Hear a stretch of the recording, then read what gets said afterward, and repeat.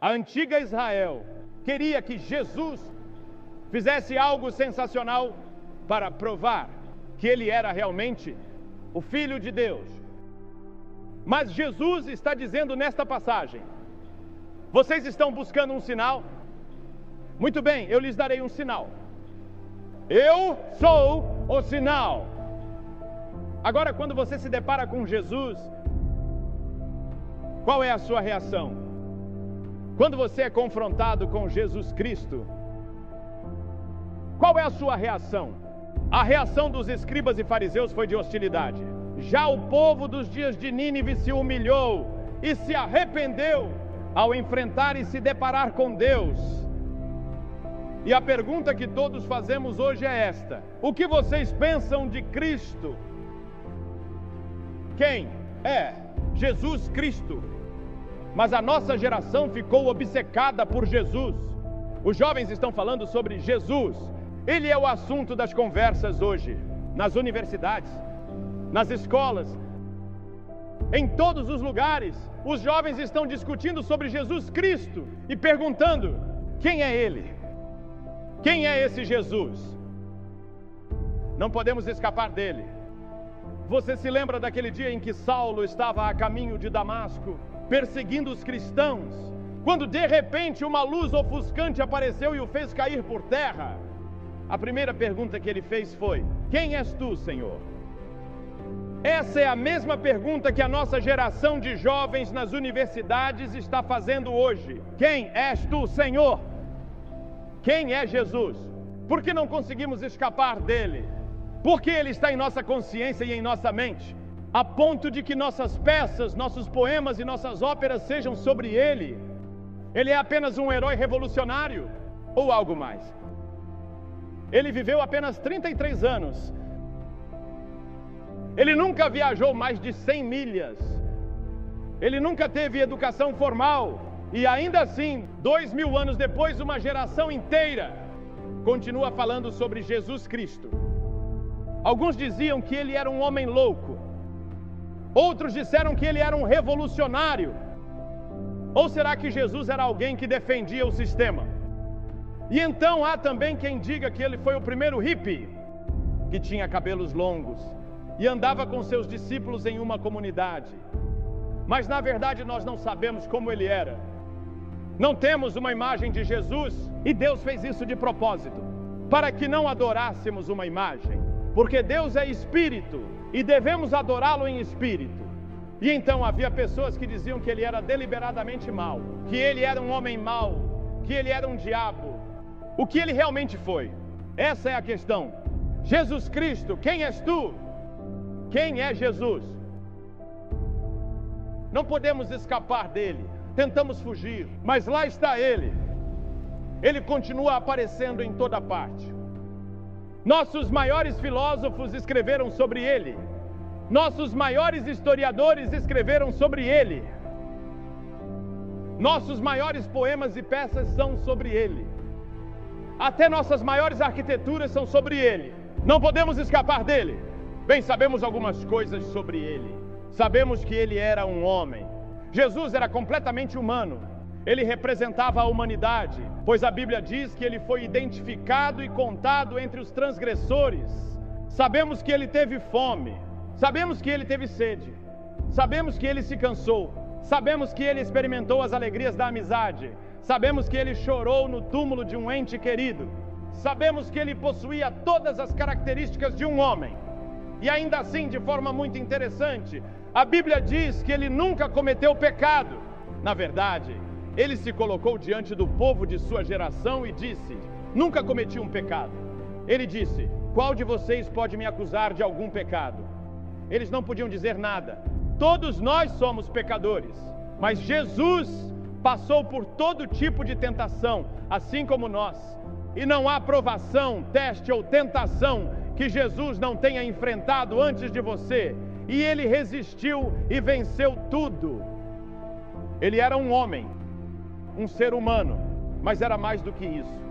Ele declarou ser o único filho, unigênito, encarnado de Deus. De fato, ele afirmou pré-existência. A Escritura diz: no princípio era o Verbo, e o Verbo estava com Deus, e o Verbo era Deus. Antes do tempo começar, ele já existia. Ele disse: antes de Abraão nascer, eu sou. Eu existo eternamente. Ele se levantou e disse: eu sou Deus. Ele é, porque sempre existiu. De eternidade a eternidade ele é Deus, a Bíblia diz. E o Verbo se fez carne e habitou entre nós. Em outras palavras, o Verbo, a palavra de Deus, o Deus eterno, se fez carne na pessoa de Jesus Cristo e viveu como um homem no mundo. É isso que a Bíblia ensina.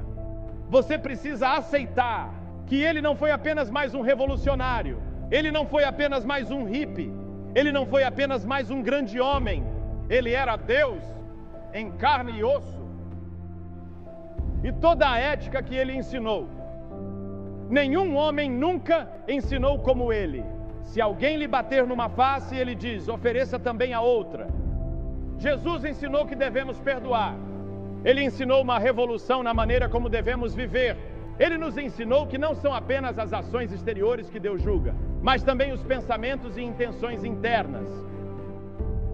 Ele disse: Moisés nos ensinou nos 10 mandamentos: não cometerás adultério.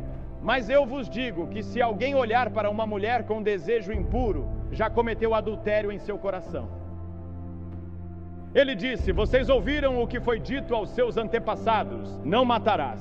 Mas eu lhes digo que qualquer que se irar contra seu irmão estará sujeito a julgamento. Ele elevou a ética humana ao mais alto nível e exigiu que vivamos esse tipo de vida, porque ele mesmo viveu esse tipo de vida. Como você explica Jesus? Jesus Cristo, tu és quem dizes ser? Ele acalmou o mar. Ele tinha poder sobre a natureza. Ele podia pegar um relâmpago e lançá-lo de volta às nuvens.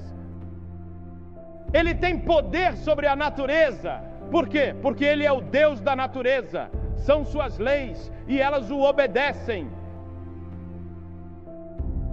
Ele tinha autoridade sobre as doenças.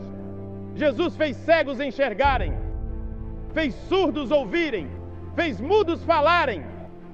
Ele ressuscitou os mortos.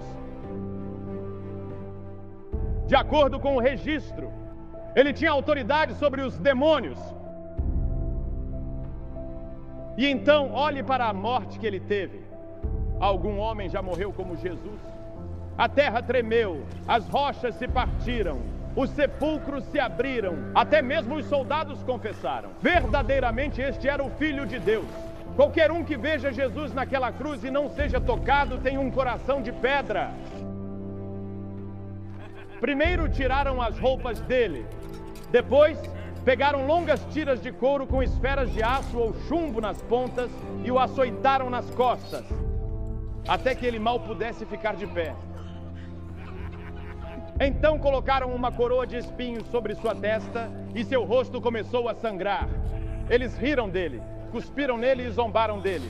Com um simples estalar de dedos, 72 mil anjos já haviam desembainhado suas espadas, prontos para resgatá-lo e varrer este planeta da existência do universo.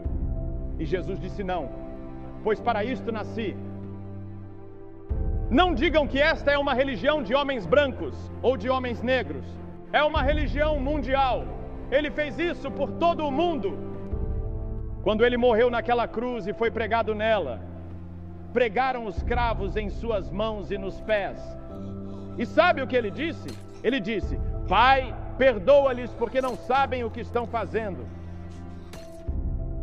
Perdoa-lhes. Foi assim que ele enfrentou a violência de seu tempo.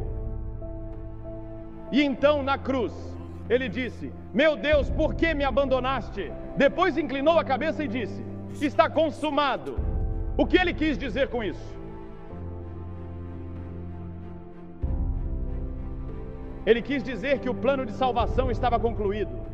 Agora Deus pode perdoar todos os teus pecados, porque Jesus terminou o plano de Deus para a tua salvação. Porque veja, Deus conhece cada um de vocês pelo nome. Ele tem até os fios de cabelo da tua cabeça contados.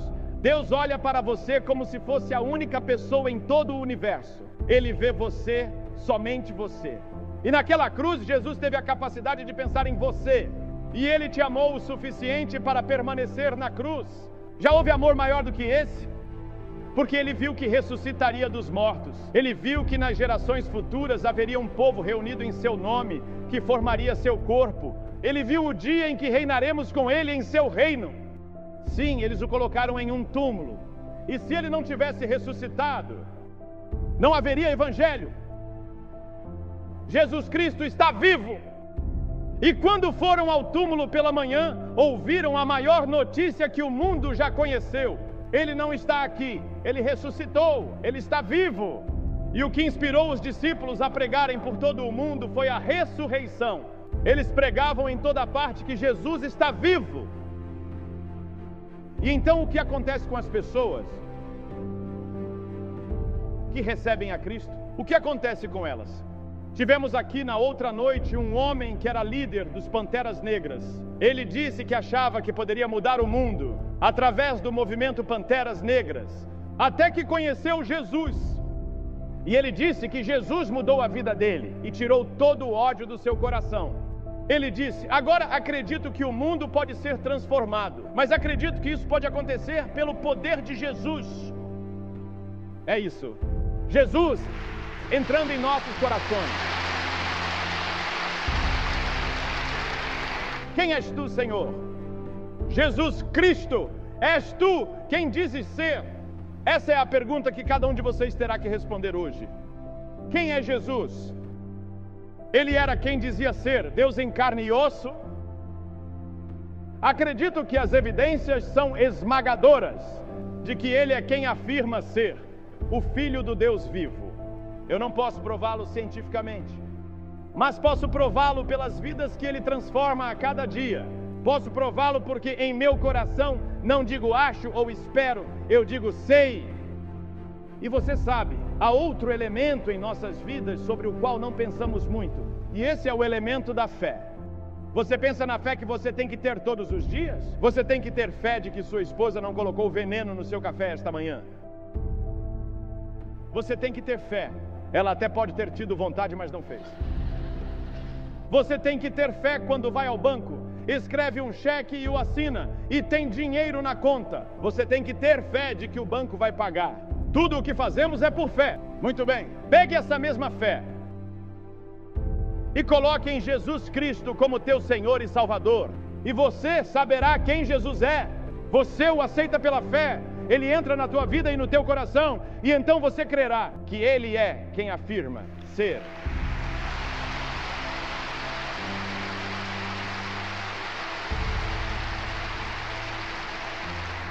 Paulo, naquela estrada para Damasco, também fez outra pergunta: o que queres que eu faça, Senhor? E Jesus respondeu: levanta-te e vai. Eu te digo agora, levanta-te e vem a Ele.